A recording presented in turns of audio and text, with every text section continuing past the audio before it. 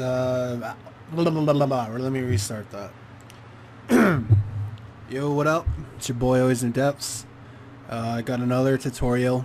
Very simple, but I think this is like the most versatile 808 / regular sub bass patch that I feel is the only sub bass you'll ever need in your track. So I'm just gonna get right into it. Obviously you heard a preview. I always put previews of the sound that we're making at the very start of the tutorials. So I'm just gonna go ahead and show you the purpose of this 808. So I'm just gonna go through the macros here. I'm not gonna go through all this, pitch it down, up, down, change this and that. I'm just gonna tell you the very purpose of it. And yeah, so let's see. Okay, so macro 1, Decay. Obviously you guys know what that is, so let me take everything down here first. So Decay, this one is controlling the decay of the overall sound. So right now it's basically like a pluck. So when I play, I don't know if you'll be able to hear this, but let me turn it up here a bit. I don't know if you can hear this, hold on. As you can see, it's very plucky.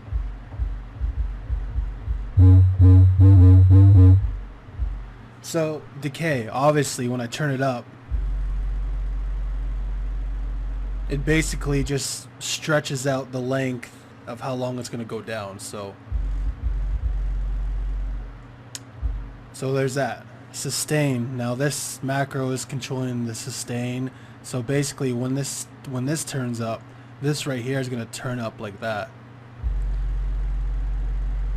Meaning it's a long continuous sustained note. It's not going to be a pluck, it's just going to be a solid regular bass line, sine wave, whatever you want to call it. So put that back down. So when I turn that up, yeah. So next one, third macro here. This is gonna turn the fundamental, meaning the fundamental of any sine wave or any synth is the very key note that the very note that defines your synth. So like, it's hard to explain. So if I were to go to parametric EQ here, and then as you can see, F sharp, that's the fundamental note, meaning it's like the lowest note of your synth, but it's also it's actually the most prominent note, the one that's gonna help you identify what key it is.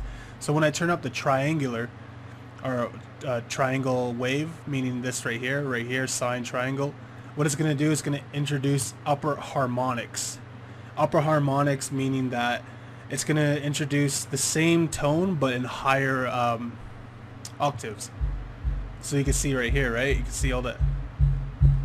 So it gives it more presence, and the purpose of this is it allows your bass to be more heard in, or it allows you to hear the sub bass in shitty stereo speakers, or say if you're listening through your iPhone, you know how like there's no bass coming out of your iPhone, and you can only hear like anything above 200 hertz, or you know what I mean. So that will allow you to hear the sub bass on shitty speakers or speakers with no bass.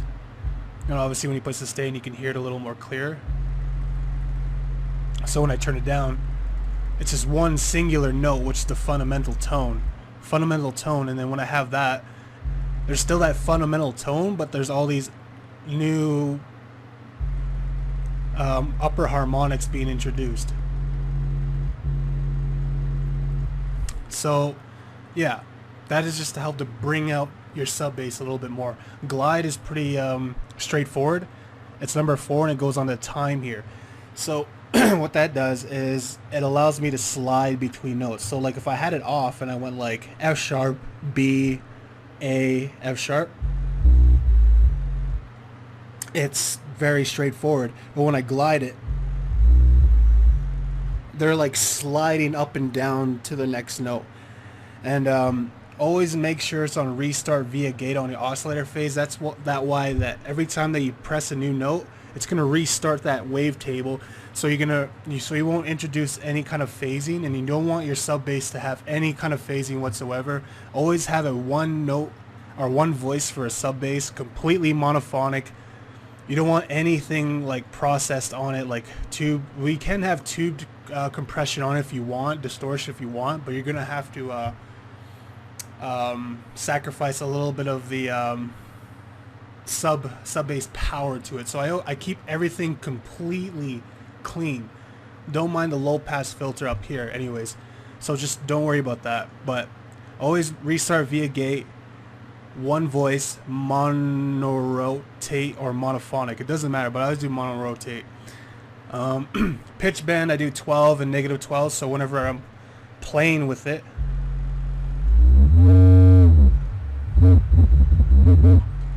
I could automate my pitch bend up here to do some really gnarly things with the bass line to make it more interesting in your drops. Volume, this is just to say if you wanted, for my songs I usually like to have my bass or 808 the loudest on the drop, but say if I was like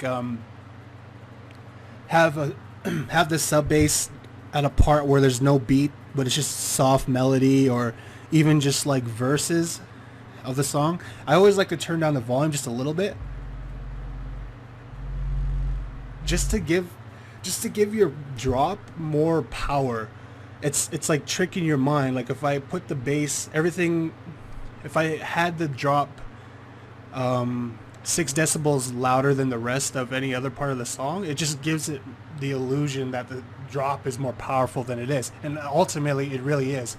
So macro number 6, I took envelope 2 and I put them up 12 semitones, which is an octave on each oscillator here, and what it does is so right now it's set to a sustained note. So what it's playing right now, it's sustained at the same note. But when I turn this down, so what it does is it turns this volume down. So what it's going to do is it's going to start from an octave up, and it's going to slowly come down to give this kind of effect.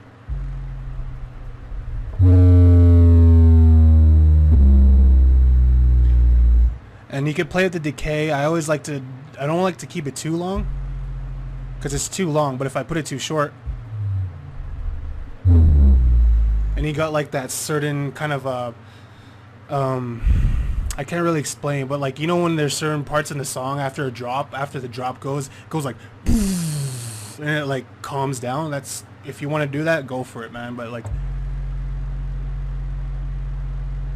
oh whoops, sorry, you know what I mean, to give that like number 7 macro. This is just to introduce more upper harmonics, kind of like what triangle does, but it's going to give it an extra voice, like an extra octave above it. So like what that's going to do, it's going to give it more presence. Here, I'll show you what I mean. You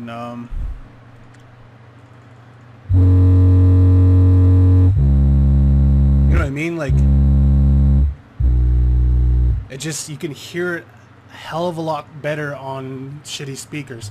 Now number 8, this is to introduce the 7th note of basically the 7th of your fundamental note. I mean, it's gonna introduce a new harmonic in your bass, and it's not in key with your fundamental tone. So what that's gonna do is gonna give it like a nice creamy, thicker sound. So when I just check it out,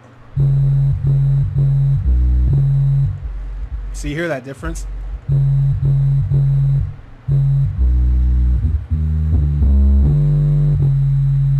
It has like that typical dirty south, or I don't know how to say it, like some really dirty trap that you hear nowadays. And I always like to add like an octave to it as well, so it just gives it like 3 voices all just clammed into one voice, and it just gives it like that raw, like really, like, I don't know, it's just I'd say if I did pitch there, it'd be like boom boom boom boom boom boom boom. Just like, check it out.